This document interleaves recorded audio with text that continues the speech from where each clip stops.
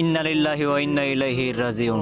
Guys, খুবই দুঃখের সাথে বলতে হচ্ছে যে আমাদের সবার প্রিয় টিম জব ব্রেকার্সের একজন প্লেয়ার জেবি চিতা অর্থাৎ সিয়াম, সে আর আমাদের মাঝে নাই। আসলে কথাটা শুনলেই জানি কিরকম লাগে যে আমাদের মাঝে কিছুদিন আগে টুর্নামেন্ট খেলছিল সেই মানুষটা এখন আমাদের মাঝে নাই। আল্লাহ তাকে জান্নাত নসিব করুক। আসলে গাইস, তার সমস্যা ছিল, তার ফুসফুসে পানি জমে গেছিল আর কিছুদিন আগে অপারেশনও হয়েছিল।